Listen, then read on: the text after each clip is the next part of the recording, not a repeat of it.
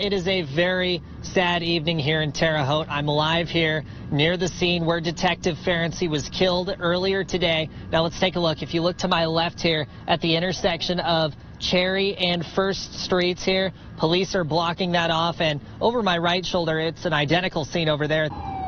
Now, you just heard from Indiana State Police Superintendent Doug Carter. He says that the community is in a tremendous debt of gratitude to Detective Ferenczi. He says that debt just simply cannot be repaid, and you can still hear some sirens here in the distance behind me. Crews say that they hope to have Interstate 70 here open about 10 a.m. You can see the westbound lanes are still going, but the eastbound lanes obviously still closed down. Patrice, I'm live here in the auditorium at Lawrenceville High School, and as you can see, the seats are now empty behind me, but just a few minutes ago, that wasn't the case. Rondrell, I don't know about you, but every time I've had to fill up my vehicle, it's just been a complete pain because it's been so expensive. A prime example was yesterday. I went home and visited some family, and take a look at this. This receipt that I got has a number on it that's a little bit bigger than I would like to even admit. So if you've been going to the pump and going to fill up your car, you've probably felt that pain as well. If you're hitting the road for Thanksgiving here in the next couple days, be sure to do these few things. First, you're going to want to buckle up. You're also going to want to follow the speed limit.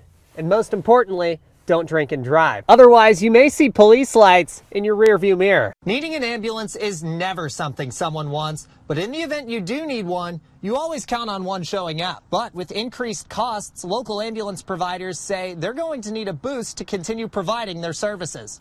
The city of Sullivan took a shot at reopening its pool, and people poolside say it's been a success.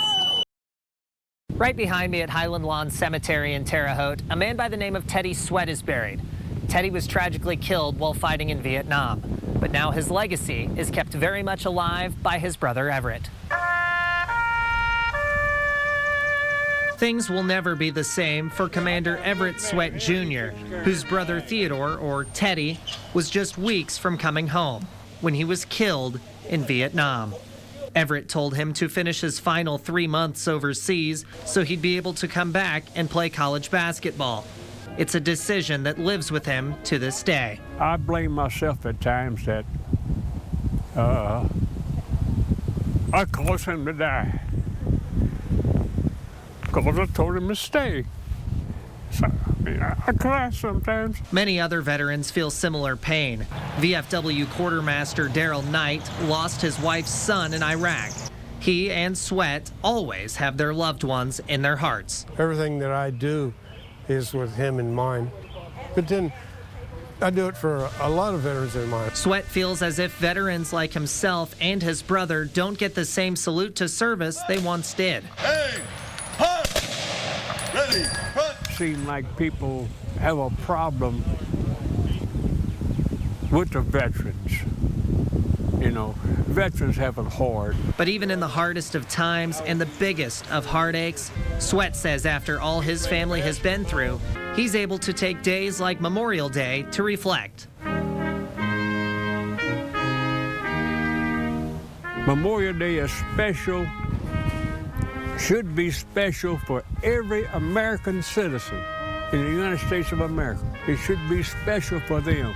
Sweat says the best thing you can do on Memorial Day is honor those who have fallen in battle. Reporting in Terre Haute, Blake Dollier, News 10.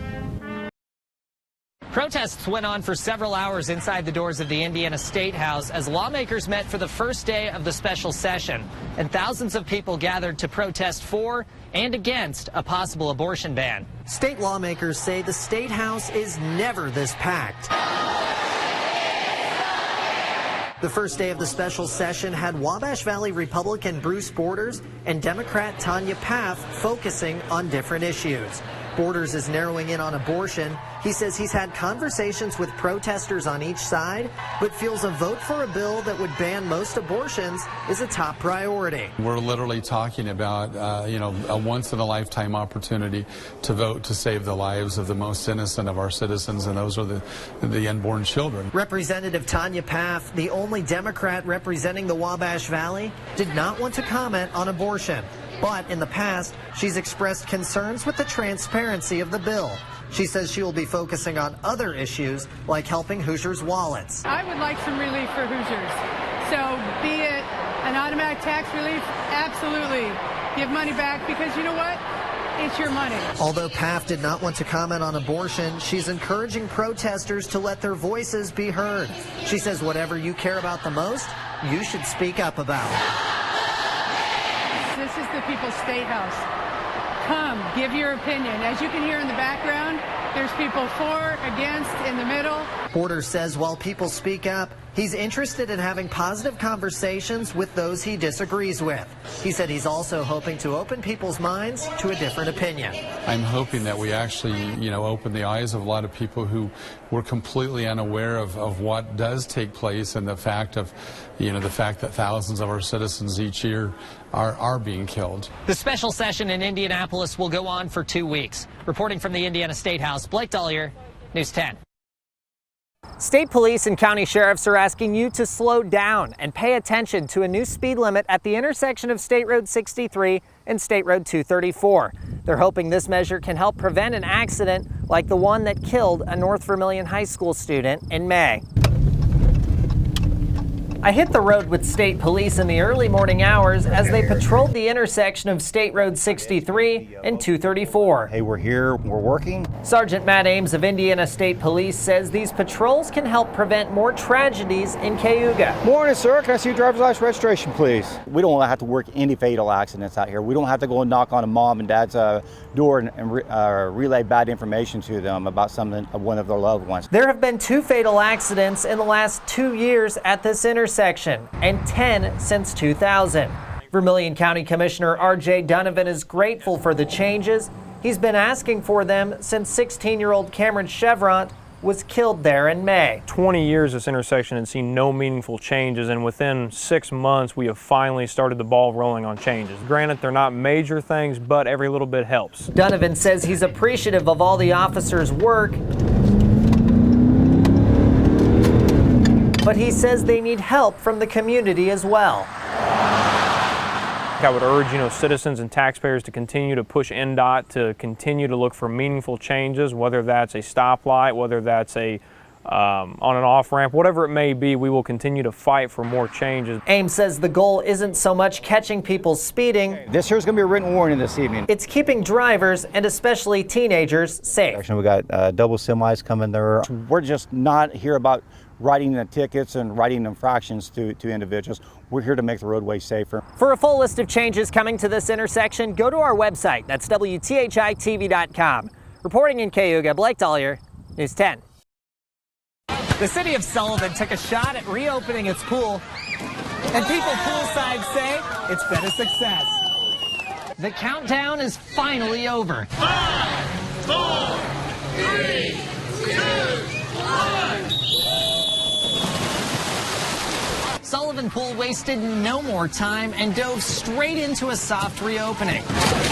From kids in the area making the first splash of the summer to Mayor Clint Lamb popping up, Sullivan swimmers say the new pool is a joy to see. Quite frankly, the goosebumps right now aren't coming from the heat or the water. It's coming from my heart, and this is amazing. I'm on the brink of tears, to be quite honest with you. Not everyone thought a pool would come to Sullivan by the end of the summer, or at all.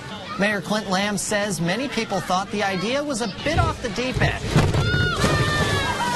And he's flipping out with excitement. Whoa! Oh my gosh, words can't express what's going on here today. This was a long time coming, and quite frankly, this is an initiative and a program that many did not actually expect to happen. But we're here. We're splashing today in Sullivan. People that grew up in the area, like the pool's head lifeguard, Ellie Hamilton, says the Sullivan Pool 2.0 is an even bigger splash than expected. This is kind of like unrecognizable from the old pool. It's amazing. It's like a resort. It's beautiful. I mean, it's great. That's all I can say. It's all amazing. For Lamb, his list of memories at the pool are about as long as the line was to get in. It's nostalgic for the folks that were born and raised here and grew up here. Myself, my parents bringing me down, my grandparents bringing my mother down, and my family, and then also when I brought my kids here. Hamilton says the pool and her job are a slam dunk. If you don't like the sun, you got your own area to be shady, but I personally love being out in the sun and being outside. It's great. It couldn't be a better job. Whether you prefer to sit poolside and relax or jump right in, Sullivan Pool says to come on out. Reporting in Sullivan, Blake Dollier, News 10.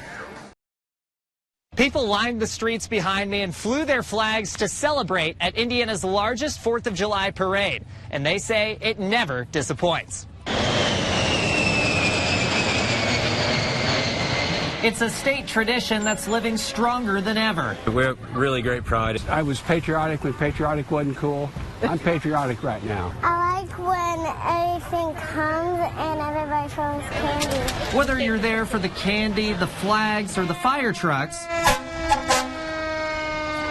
it's the place to be on 4th of July. And whether it's your first time at the parade like David Owens, We need some more of this, more red, white, and blue. or you've lived in Linton most of your life like the Peacock family, you're in for a great time.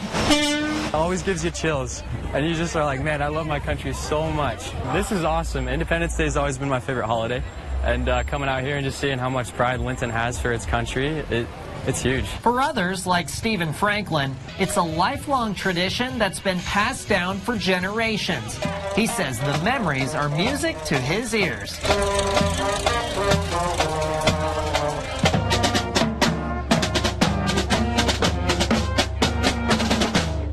Everything's fun, when you're younger and growing up and by yourself, and after you have kids, you kind of get to relive everything you got to do.